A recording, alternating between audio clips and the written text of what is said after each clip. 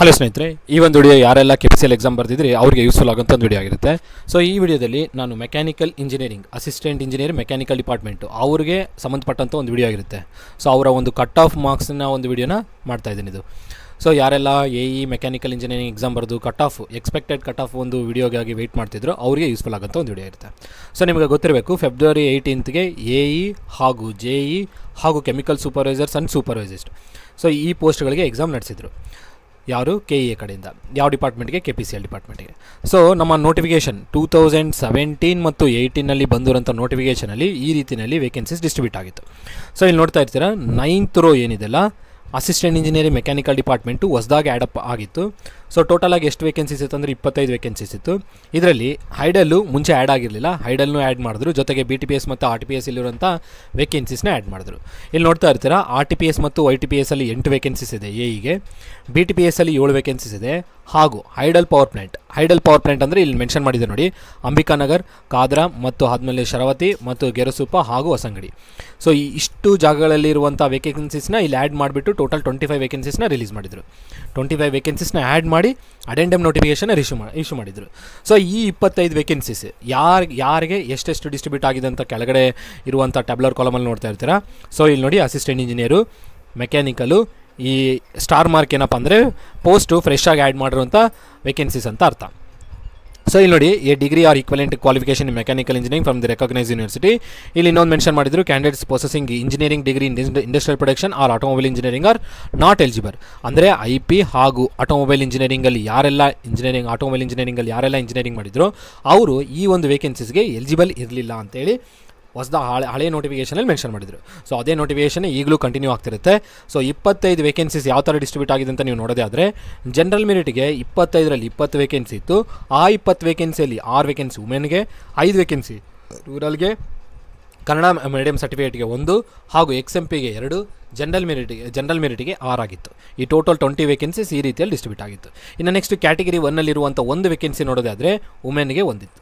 ಇನ್ನು STನಲ್ಲಿರುವಂಥ 1 ವೇಕೆನ್ಸಿ ನೋಡೋದಾದರೆ ವುಮೆನ್ ಕಡೆಗೆ ಇತ್ತು. ಇನ್ನು SC, ಇದು STನಲ್ಲಿರೋದು. SCನಲ್ಲಿ ನೋಡೋದಾದರೆ ಇರುವಂಥ 3 ವೇಕೆನ್ಸೀಸು ವುಮೆನ್ಗೊಂದು, ರೂರಲ್ಗೊಂದು ಹಾಗೂ ಜನರಲ್ಗೊಂದು, ಈ ರೀತಿಯಲ್ಲಿ ಡಿಸ್ಟ್ರಿಬ್ಯೂಟ್ ಆಗಿದೆ. ಸೊ ಇದನ್ನು ನಾವು ಕ್ಲಿಯರಾಗಿ ಟ್ಯಾಬ್ಲರ್ ಕಾಲಮಲ್ಲಿ ನೋಡೋದಾದರೆ ಈ ಥರ ನೋಡ್ತೀವಿ. ಸೊ ಇಲ್ಲಿ ನೋಡಿ, ಜನರಲಲ್ಲಿ 6, ಜನರಲ್ ವುಮೆನ್ಗೆ 6, ಜನರಲ್ ರೂರಲ್ ಎಷ್ಟು 5, ಜನರಲ್ ಕನ್ನಡ ಮೀಡಿಯಂ 1, ಜನರಲ್ XMPನಲ್ಲಿ 2. ಇನ್ನು 3B ಕ್ಯಾಟಗರಿನಲ್ಲಿ ಯಾವುದೇ ಥರ ವೇಕೆನ್ಸೀಸ್ ಇರಲಿಲ್ಲ. 3Aನಲ್ಲೂ ಇರಲಿಲ್ಲ, 2Bನಲ್ಲೂ ಇರಲಿಲ್ಲ, 2Aನಲ್ಲೂ ಇರಲಿಲ್ಲ. ಇನ್ನು ಕ್ಯಾಟಗರಿ 1ನಲ್ಲಿ ಏನು 1 ನೋಡಿದ್ದೀವಲ್ಲ ಅದು ವುಮೆನ್ ಕ್ಯಾಟಗರಿ ಇತ್ತು. SC ಅದರಲ್ಲೂ ವುಮೆನ್ ಕ್ಯಾಟಗರಿ 1 ಮತ್ತು ಜನರಲಲ್ಲಿ 1 ಹಾಗೂ ರೂರಲಲ್ಲಿ 1. ಇನ್ನು STನಲ್ಲಿ ನೋಡೋದಾದರೆ 1 ವೇಕೆನ್ಸಿ ಇತ್ತು, ಯಾರಿಗೆ? ವುಮೆನ್ಗೆ. ಸೊ ಈ ರೀತಿಯಲ್ಲಿ ನಮಗೆ ವೇಕೆನ್ಸೀಸ್ ಡಿಸ್ಟ್ರಿಬ್ಯೂಷನ್ ನಾವು ನೋಡ್ಬೋದು. ಈಗ ಕಟ್ ಆಫ್ ಕಡೆಗೆ ಬರೋಣ. ಸೊ ಜನರಲ್ ಮೆರಿಟು ಯಾವುದು 6 ವೇಕೆನ್ಸೀಸ್ ಇದೆಯಲ್ಲ, ಈ 6 ವೇಕೆನ್ಸೀಸ್ಗೆ ನಾನು ಕಟ್ ಆಫ್ ಹೇಳೋದೇ ಆದರೆ 55ರಿಂದ 55ಇಂದ 65 ಯಾರೆಲ್ಲ ಸ್ಕೋರ್ ಮಾಡಿದ್ರೋ ಅವರು 90% ಹೋಪ್ ಇಟ್ಕೊಳ್ಬೋದು. 55ಇಂದ ಹಿಡಿದು 65 ಒಳಗಡೆ ಯಾರೆಲ್ಲಾರ್ದು ಸ್ಕೋರ್ ಆಗಿದೋ ಅವರು 90% ಹೋಪ್ ಇಟ್ಕೊಳ್ಬೋದು.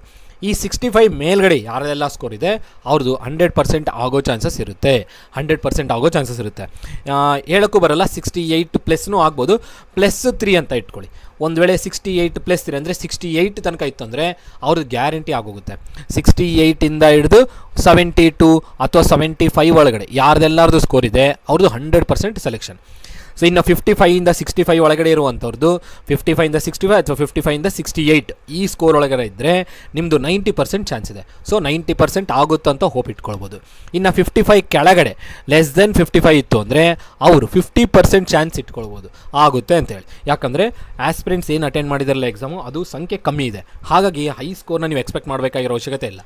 ಅದಾಗಿ ನಂತರ ಹೈ ಸ್ಕೋರ್ ನಾವು ಎಕ್ಸ್ಪೆಕ್ಟ್ ಮಾಡ್ಬೋದು, ಯಾಕಂದರೆ ಕಮ್ಮಿ ಜನ ಇದ್ದಾರೆ ಸರ್, ಮಾಡಿರೋರೇ ಹೈಯೆಸ್ಟ್ ಸ್ಕೋರ್ ಮಾಡಿರ್ಬೋದಲ್ಲ ಅಂತ ಎಕ್ಸ್ಪೆಕ್ಟ್ ಮಾಡೋದು. ಬಟ್ ಪೇಪರ್ದು ಡಿಫಿಕಲ್ಟಿ ಲೆವೆಲ್ಲು ನೋಡೋದಾದರೆ, ಅದಾಗಿದ್ರ ಜೊತೆ ಗ್ಯಾಪ್ ನೋಡೋದಾದರೆ, ಎಕ್ಸಾಮ್ ಕಂಡಕ್ಟ್ ಮಾಡಿರೋ ಗ್ಯಾಪು, ಆದಮೇಲೆ KEAದವರು ಸ್ಟೂಡೆಂಟ್ಸ್ಗೆ ಇನ್ಫಾರ್ಮ್ ಮಾಡಿರೋ ಗ್ಯಾಪು, ಇದೆಲ್ಲ ಕನ್ಸಿಡರ್ ಮಾಡಿದ್ರೆ ಈ ಪ್ಯಾರಾಮೀಟರ್ಸು ನನ್ನ ಪ್ರಕಾರ 50 ಕೆಳಗಡೆ 55+ ಅಂದರೆ 55 ಕೆಳಗಡೆ ಅಂದರೆ 50ಇಂದ ಇಟ್ಕೊಳ್ಳಿ, ಮತ್ತು 49 ಆ ಥರ ಎಲ್ಲ ಹೋಗೋಕ್ಕೋಗ್ಬಿಡಿ. 50ಇಂದ 55 ಅಂತ ಇಟ್ಕೊಳ್ಳೋದ್ರೆ ಇವ್ರದ್ದು 50% ಚಾನ್ಸ್ ಇದೆ. 68ಇಂದ 72 ಅಥವಾ 68ಇಂದ 75 ಒಳಗಡೆ ಇರೋದಾದರೆ ಸ್ಕೋರ್ ಅವ್ರದ್ದು 100% ಚಾನ್ಸ್ ಇದೆ. ಇನ್ನು 55 to 65 ಒಳಗಡೆ ಅಥವಾ 55ಇಂದ 68 ಒಳಗಡೆ ಸ್ಕೋರ್ ಏನಾದರೂ ಇತ್ತಂದರೆ ಅವ್ರಿಗೆ 90% ಚಾನ್ಸ್ ಇದೆ ಆಗುವಂಥ. ಇನ್ನು ಅದ್ರ ಕೆಳಗಡೆ 49 ಏನಿದೆಯಲ್ಲ ಇವ್ರದ್ದು ಚಾನ್ಸಸ್ ಭಾಳ ಕಮ್ಮಿ, ನಾನು ಹೇಳೋಕ್ಕಾಗಲ್ಲ.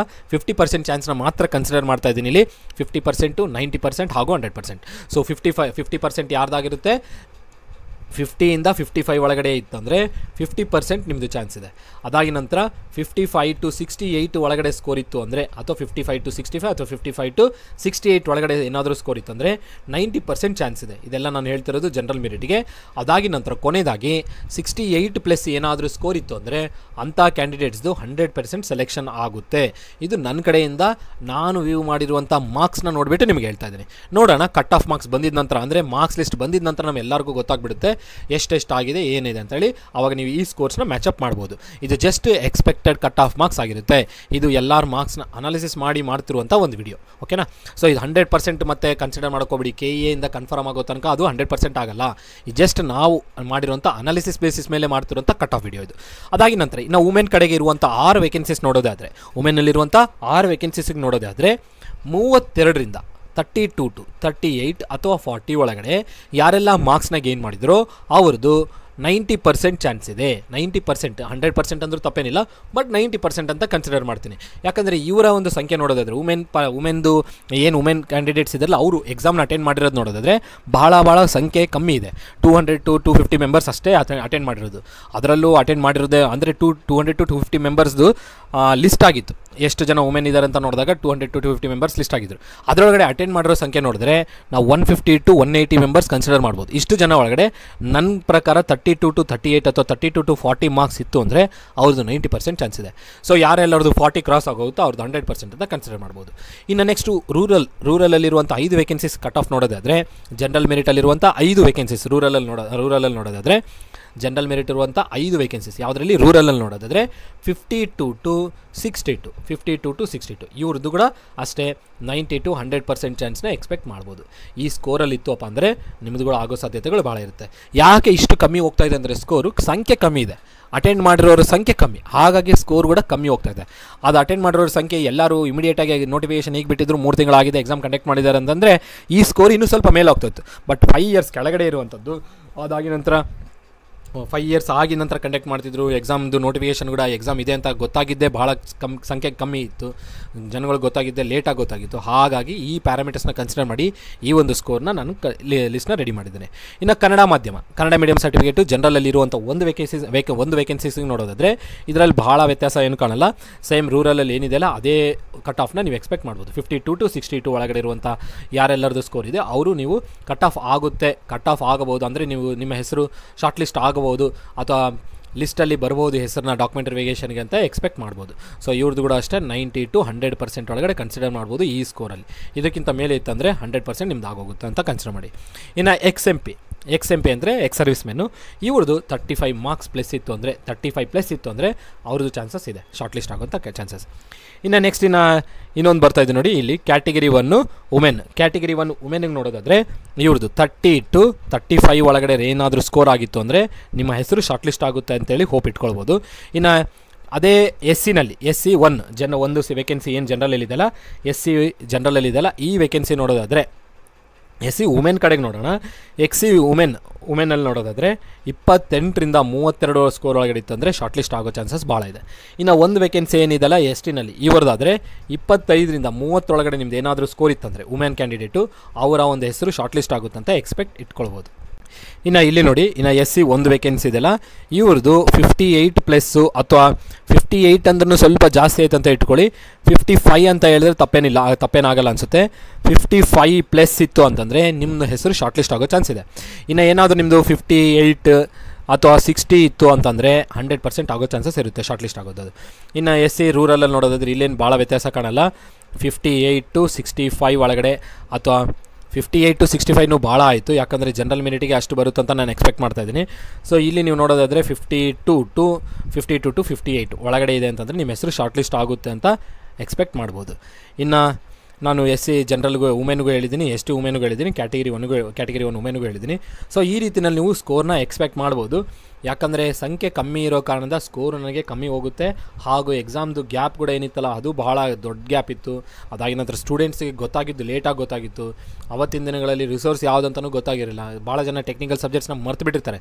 ಯಾರು ಕಂಟಿನ್ಯೂಟಿನಲ್ಲಿ ಇರ್ತಾರೋ 5 ವರ್ಷಗಳಿಂದ ಓದ್ತಾನೆ ಇರ್ತಾರೋ ಅವರ ಒಂದು ಮಾರ್ಕ್ಸು ಹೈಯೆಸ್ಟಲ್ಲಿ ಹೋಗೋ ಚಾನ್ಸಸ್ ಭಾಳ ಇರುತ್ತೆ. ಸೊ ಅವರು ಮಾರ್ಕ್ಸ್ ಹೋಗೋ ಕಾರಣದಿಂದ ನಾನು ಏನಂತ ಹೇಳ್ತೀನಿ, 68+ ಹೋಗಬಹುದು, ಯಾರ್ದೋ ಒಂದು 2-3 ಹೋಗ್ಬೋದು ಅಂತ ಅಂದ್ಕೊಂಡು 68+ ಆಯಿತು ಅಂದರೆ ಅವ್ರ ಹೆಸರೆಲ್ಲ 100% ಇರುತ್ತೆ ಒಳಗಡೆ. ಓಕೆನಾ. ಸೊ ಇದು ಒಂದು ಜನರಲ್ ಮೆರಿಟ್ ಅಂತೀನಿ, mechanical assistant engineer, mechanical engineering department ಅವರಿಗೆ ಇರುವಂಥ ಎಕ್ಸ್ಪೆಕ್ಟೆಡ್ ಕಟ್ ಆಫ್ ಮಾರ್ಕ್ಸಿನ ವಿಡಿಯೋ. ಸಾಕಷ್ಟು ದಿನಗಳಿಂದ ಕೇಳ್ತಾ ಇದ್ರಿ. ಸೊ ನಿಮಗೆ ನಾನು ವಿಡಿಯೋನ ರೀಚ್ ಮಾಡಿಸಿದ್ದೀನಿ ಅನಿಸುತ್ತೆ. ಸೊ ನಿಮ್ಮ ಏನಾದರೂ ಕಮೆಂಟ್ ಇತ್ತು ಈ ಒಂದು ವಿಡಿಯೋ ಮೇಲೆ ಅಂದರೆ ಕಮೆಂಟ್ ಸೆಷನಲ್ಲಿ ಮೆನ್ಷನ್ ಮಾಡಿ, ನಾನು ನೋಡಿಬಿಟ್ಟು ಅದಕ್ಕೆ ತಕ್ಕಂಥ ರಿಪ್ಲೈನ ಕೊಡ್ತೀನಿ. ಸೊ ನಿಮಗೆ ಈ ವಿಡಿಯೋ ಇಷ್ಟ ಆಯಿತು, ಈ ಕಟ್ ಆಫ್ ಮಾರ್ಕ್ಸ್ ವಿಡಿಯೋ ಮಾಡಿರೋದನ್ನು ನೀವು ಏನಾದರೂ ಅಗ್ರಿ ಮಾಡ್ತೀರಿ ಮಾಡದೇ ಹೋಗ್ರಿ. ಬಟ್ ನನ್ನ ಅನಾಲಿಸಿಸ್ ಮೇಲೆ ನಾನು ಹೇಳ್ತಾ ಇದ್ದೀನಿ ಅಷ್ಟೇ.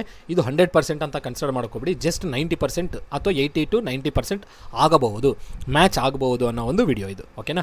ಸೊ ಇಷ್ಟ ಆದರೆ ಲೈಕ್ ಮಾಡಿ, ಇಷ್ಟ ಆಗದೇ ಇದ್ದರೂ ತೊಂದರೆ ಇಲ್ಲ. ಇಷ್ಟ ಆಗದೇ ಇದ್ದರೆ ಆದಷ್ಟು ಬೆಟರ್ ಇನ್ಫಾರ್ಮೇಷನ್ನ ಕೊಡೋದಕ್ಕೆ ಟ್ರೈ ಮಾಡ್ತೀನಿ. ಯಾಕಂದರೆ ಅನಾಲಿಸಿಸ್ ಮೇಲೆ ಮಾಡ್ತಿರೋಂಥ ವೀಡಿಯೋ ಆಗಿರೋ ಕಾರಣದ ಈ ರೀತಿಯಲ್ಲಿ ಅಂದ್ಕೊಂಡಿದ್ದೆ. ಓಕೆನಾ. ಸೊ ಆದಷ್ಟು ಚೆನ್ನಾಗಿ ಓದಿ, ಮುಂದಿನ ಬರುವಂಥ ನೋಟಿಫಿಕೇಷನ್ಗೆ ಓದಿ. ಕೇವಲ KPCL ಮಾರ್ಕ್ಸ್ಗಾಗಿನೇ ವೆಯ್ಟ್ ಮಾಡ್ಕೊಳ್ತಾ ಕೂತ್ಕೊಳ್ಳೋಕೋಬಿಡಿ. ಯಾಕಂದರೆ ಇನ್ನೂ ಹಲವಾರು ನೋಟಿಫಿಕೇಷನ್ಸ್ ಇದ್ದಾವೆ, ಅವುಗಳಿಗೆಲ್ಲ ಪ್ರಿಪೇರ್ ಆಗಿರಿ. ಟೈಮ್ನ ವೇಸ್ಟ್ ಮಾಡ್ಕೊಳ್ಳೋಕೋಬಿಡಿ. ಬಂದಿರೋ ಅವಕಾಶನ ಯೂಸ್ ಮಾಡ್ಕೊಳ್ಳಿ. KPCLದು ನೀವು ಮಾಡಿಬಿಟ್ಟಿದ್ದೀರಾ, ರಿಸಲ್ಟ್ಸ್ ಇನ್ನೂ ಬರುತ್ತೆ, ಅದು ಮುಂದೆ ಆಗೋವಂಥ ಪ್ರೊಸೆಸ್ನ ಆಗ್ತಾ ಹೋಗುತ್ತೆ. ಸುಮ್ಮನೆ ಚಾಟ್ ಮಾಡ್ಕೊಳ್ತಾ ಟೈಮ್ನ ವೇಸ್ಟ್ ಮಾಡ್ಕೊಳ್ಳೋಕೋಬಿಡಿ. KAದವ್ರು ಮಾಡ್ತಾರೆ ಬಿಡ್ತಾರೆ, ಸುಮ್ಮನೆ ಟೈಮ್ ವೇಸ್ಟ್ ಮಾಡ್ಕೊಳ್ತಾ ಗ್ರೂಪ್ಗಳಲ್ಲಿ ಮೆಸೇಜ್ ಮಾಡ್ಕೊಳ್ತಾ ಕೂತ್ಕೊಳ್ಳೋಕೆ ಹೋಗ್ಬೇಡಿ. ಸೊ ಆದಷ್ಟು ನಿಮ್ಮ ಒಂದು ವರ್ಕ್ ಏನಿದೆಲ್ಲ ಪ್ರೊಡಕ್ಟಿವ್ ಆಗಿರಲಿ. ರಿಸಲ್ಟ್ಸ್ ಮುಂದೆ ಬಂದೇ ಬರುತ್ತೆ. ಈಗಿರುವಂಥ ನೋಟಿಫಿಕೇಷನ್ಗಳಿಗೆ ಪ್ರಿಪೇರ್ ಆಗಿರಿ. ಯಾಕಂದರೆ ನಿಮ್ಮ ಟೈಮ್ ಬಹಳ ಇಂಪಾರ್ಟೆಂಟ್ ಇರುತ್ತೆ. ಆ ಟೈಮ್ನ ನೀವು ಯೂಸ್ ಮಾಡಿಕೊಂಡ್ರೆ ಮುಂದಿನ ದಿನಗಳಲ್ಲಿ ಇದರಲ್ಲಿ ಆಗಲಿಲ್ಲ ಅಂದರೆ ಇನ್ನೊಂದರಲ್ಲಿ ಆಗುತ್ತೆ. ಓಕೆನಾ. ಸೊ ಇಷ್ಟನ್ನು ಹೇಳ್ತಾ ನಿಮಗೆ ಆಲ್ ದಿ ಬೆಸ್ಟ್ ಹೇಳ್ತಾ ಈ ಒಂದು ವಿಡಿಯೋನ ಏನು ಮಾಡ್ತಿದ್ದೀನಿ. ಇಷ್ಟ ಆದರೆ ಲೈಕ್ ಮಾಡಿ, ಹಾಗೂ ಚಾನಲ್ಗೆ ಇನ್ನೂ ಸಬ್ಸ್ಕ್ರೈಬ್ ಮಾಡಿ, ನಿಮ್ಮ ಫ್ರೆಂಡ್ ಜೊತೆಗೆ ಶೇರ್ ಮಾಡಿ. ಇದಾಗಿ ನಂತರ ನೆಕ್ಸ್ಟ್ ಅಸಿಸ್ಟೆಂಟ್ ಇಂಜಿನಿಯರ್ HKದು ಮತ್ತು ಜೂನಿಯರ್ ಇಂಜಿನಿಯರ್ HKದು ಮಾಡಬೇಕಂತ ಅಂದ್ಕೊಂಡಿದ್ದೀನಿ. ಮಾಡಿ ಅಪ್ಲೋಡ್ ಮಾಡ್ತೀನಿ. ಈಗ AE ಮೆಕ್ಯಾನಿಕಲ್ ಆಗಿದೆ, ಈಗ ನೆಕ್ಸ್ಟ್ AE EC ಮತ್ತು EEE ವಿಡಿಯೋನ ಅಪ್ಲೋಡ್ ಮಾಡ್ತೀನಿ. ಇಷ್ಟು ಹೇಳ್ತಾ ವಿಡಿಯೋ ಎಂಡ್ ಮಾಡ್ತೀನಿ. ಎಲ್ಲರಿಗೂ ಧನ್ಯವಾದಗಳು. Have A nice day.